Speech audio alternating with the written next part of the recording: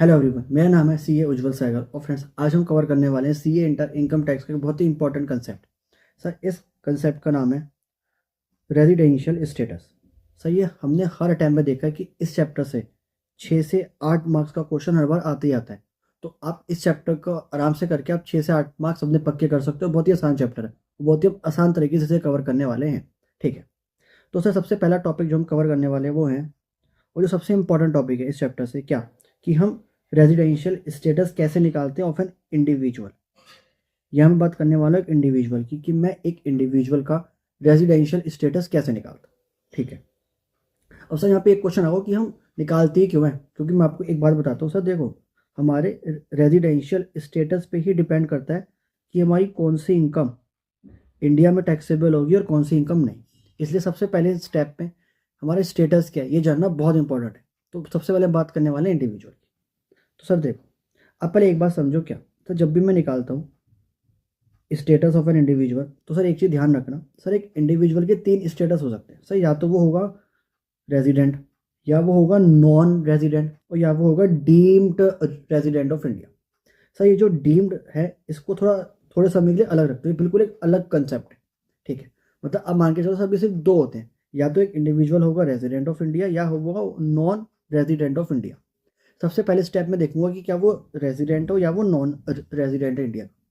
अगर तो वो बन गया नॉन रेजिडेंट ऑफ इंडिया तो बात खत्म, हम कह देंगे सर सिंपली उसका स्टेटस क्या है, नॉन रेजिडेंट ऑफ इंडिया।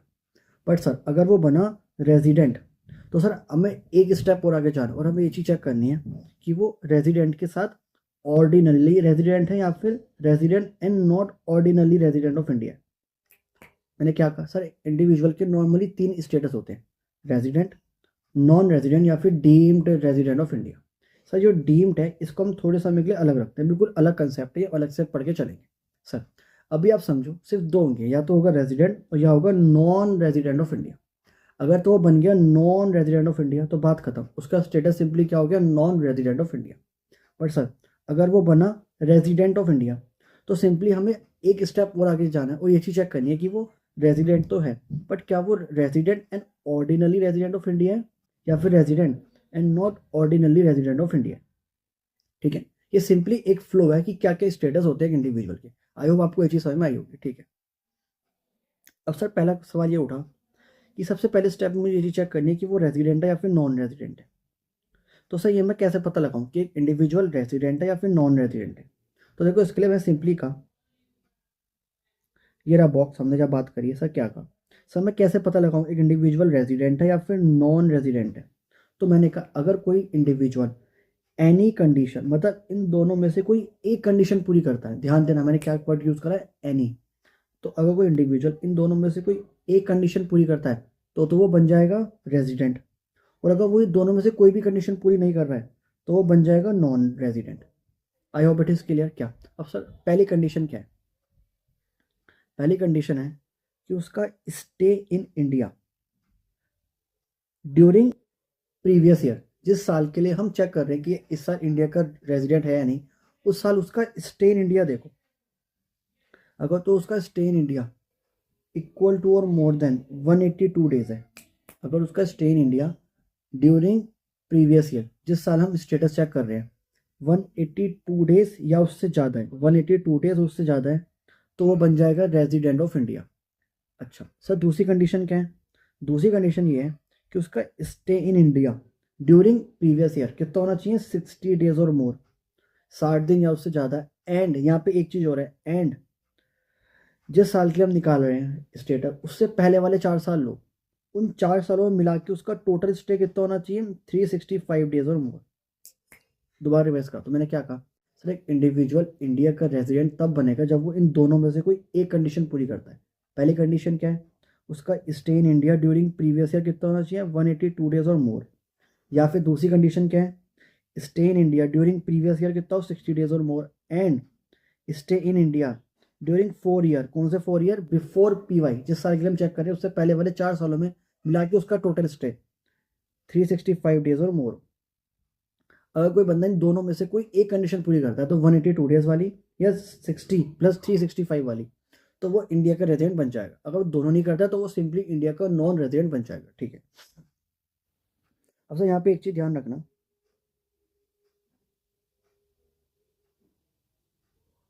हाँ सर, जब हम बात करके चलते हैं स्टे इन इंडिया, आपका इंडिया में स्टे कितना है, तो जब हम ये कैलकुलेशन करके चलेंगे तो ये चीज़ ध्यान रखना, जिस दिन आप इंडिया को छोड़ के जा रहे हो या जिस दिन आप इंडिया में आ रहे हो, वो दोनों ही दिन स्टे इन इंडिया माने जाते हैं। ठीक है, जिस दिन इंडिया में आए और जिस दिन इंडिया से गए, सर दोनों ही दिन स्टे इन इंडिया माने जाते हैं। ठीक है,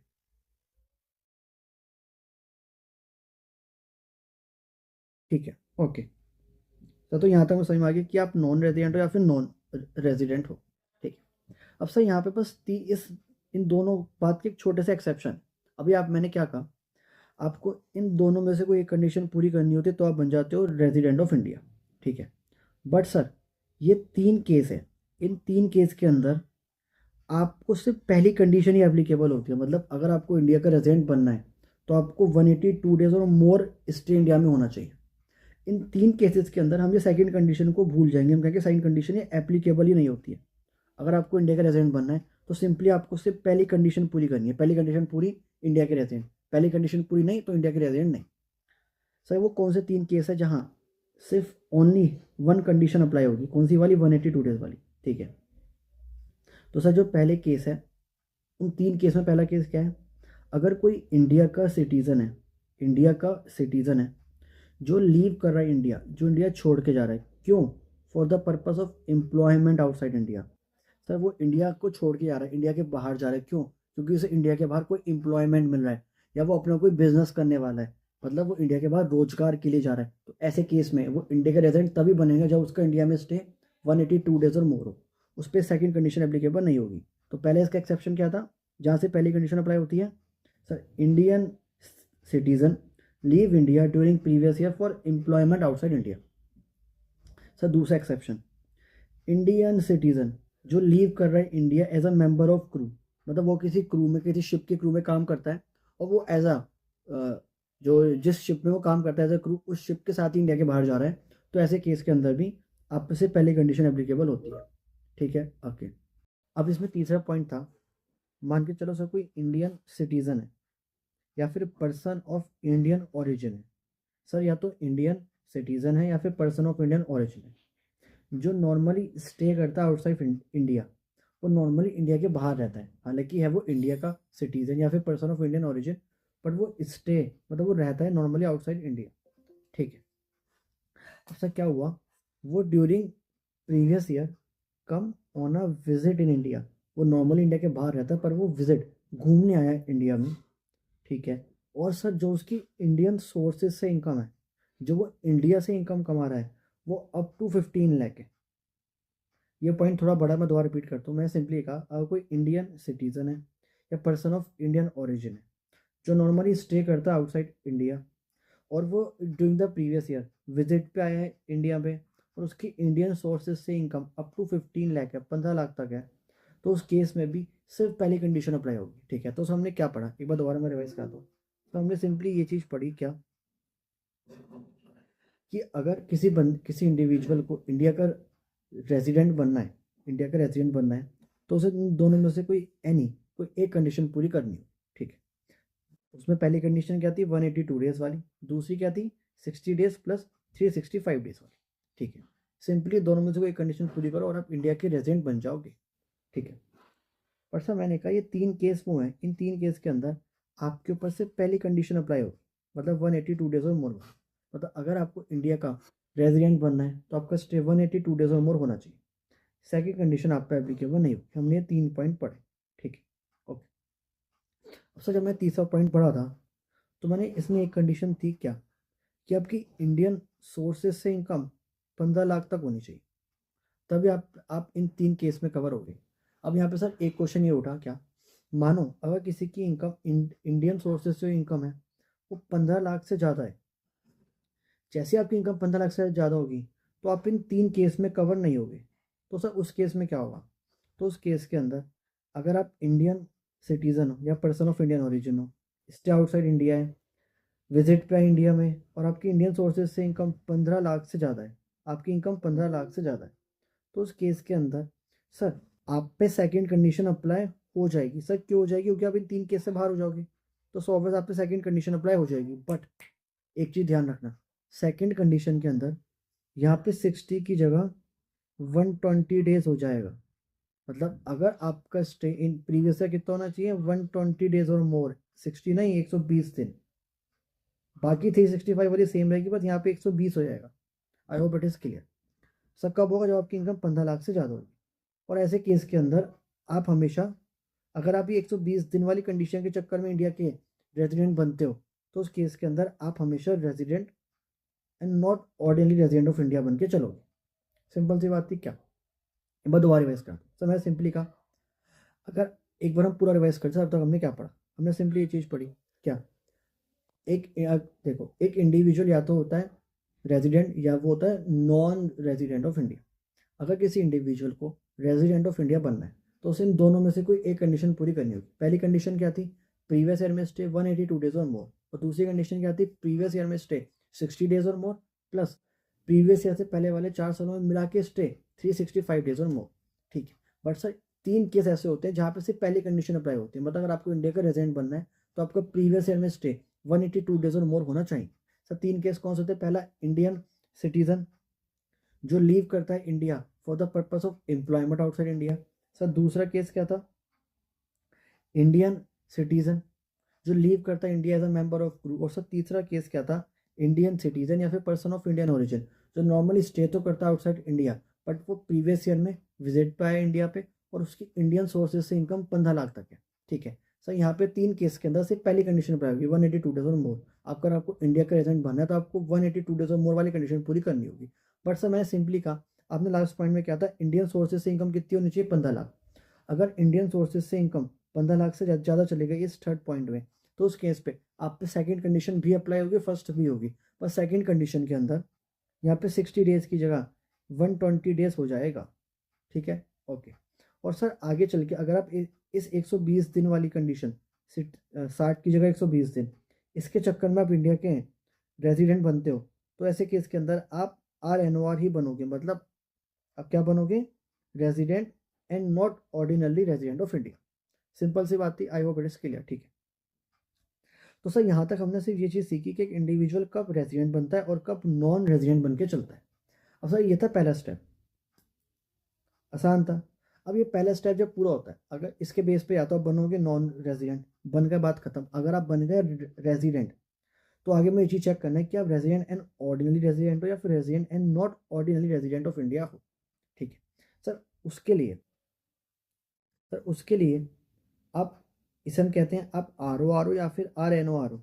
सर इसके लिए हम 2 कंडीशन चेक करेंगे, और अगर कोई बंदा ये दोनों कंडीशन पूरी करता है, बोथ, ऊपर पढ़ा था एनी, यहाँ पढ़ा हूँ बोथ, मतलब दोनों कंडीशन पूरी करनी है। अगर कोई बंदा ये दोनों कंडीशन पूरी करता है तो उस केस में बन जाएगा ROR।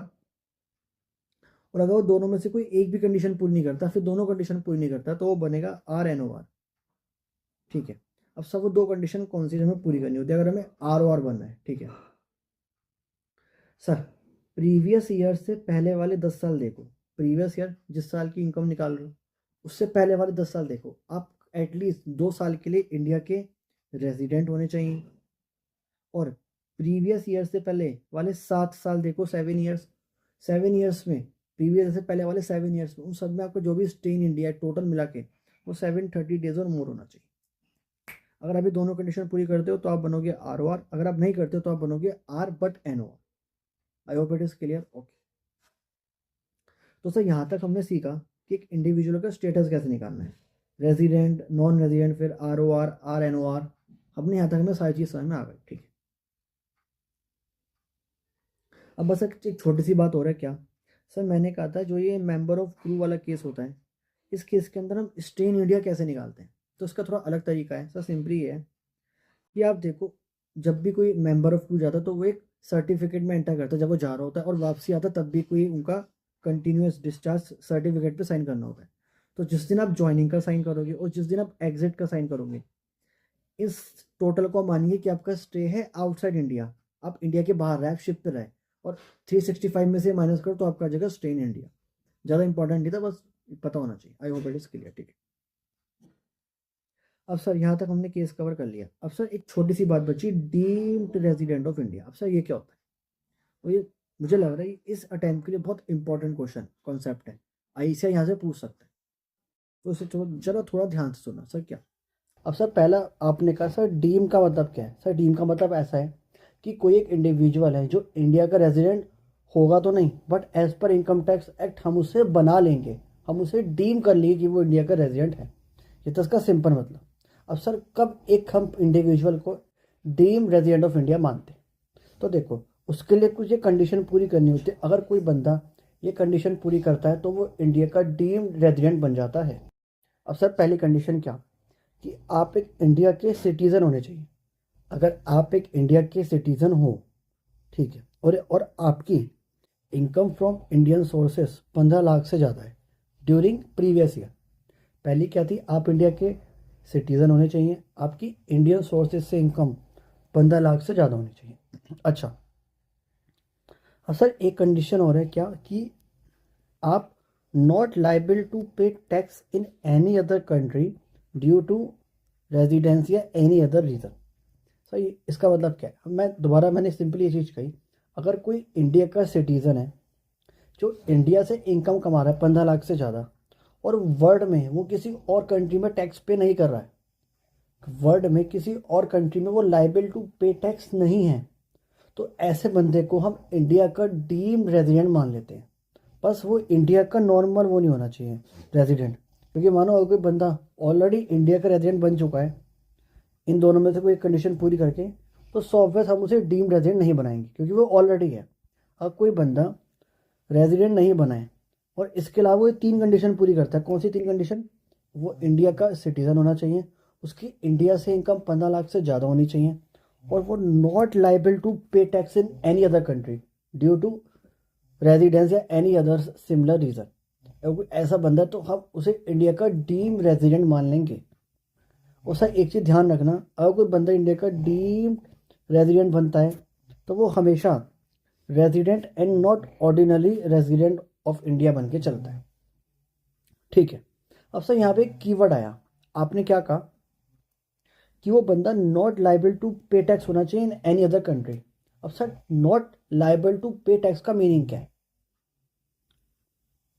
सर इसका सिंपली मतलब है कि any other country tax law apply नहीं होना चाहिए उस बंदे पे, किसी और कंट्री का टैक्स लॉ अप्लाई नहीं होना चाहिए। सर आप क्या कहना चाह रहे हो, देखो ध्यान दो, वो किसी और कंट्री में टैक्स पे ना करे या वहाँ का टैक्स लॉ अप्लाई क्यों ना हो, दोनों में डिफरेंस है।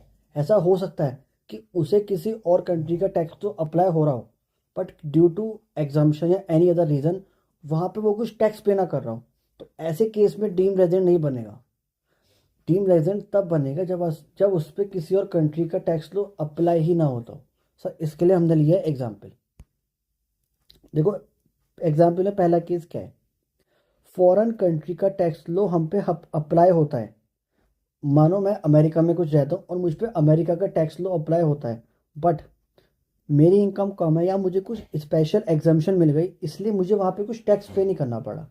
तो सर क्या यहाँ डीम्ड रेजिडेंट में कवर होगा, तो मैं कहूँगा नहीं होगा। क्यों, क्योंकि आप पे फॉरेन कंट्री, हमारा एग्जाम्पल है अमेरिका, वहाँ का टैक्स लॉ अप्लाई तो हो रहा था ना, हालांकि आपने टैक्स पे नहीं करा क्योंकि आपकी इनकम ही टैक्सेबल नहीं थी या आपको कुछ एग्जाम्पशन मिल गई थी, पर आप पे लॉ तो अप्लाई हो रहा था ना।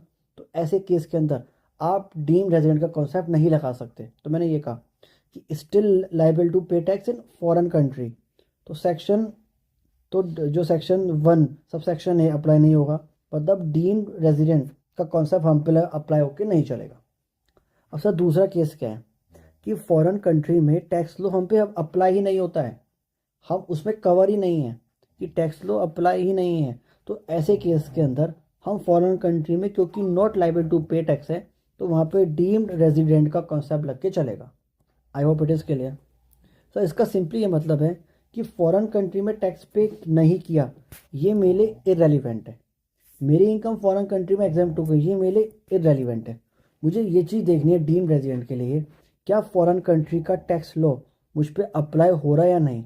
कि अगर अप्लाई हो रहा है तो डीम्ड रेजिडेंट कॉन्सेप्ट नहीं लगेगा, और अगर अप्लाई नहीं हो रहा है तो डीम्ड रेजिडेंट का कॉन्सेप्ट लग के चलेगा। तो एक सिंपल सा कॉन्सेप्ट था जो हमने कवर करके चला। तो सर हमने आज की वीडियो में कवर करा कि जब हम एक इंडिविजुअल का रेजिडेंशियल स्टेटस निकालते हैं तो क्या तो वो होगा रेजिडेंट, या वो होगा नॉन रेजिडेंट, या वो होगा डीम्ड रेजिडेंट ऑफ इंडिया।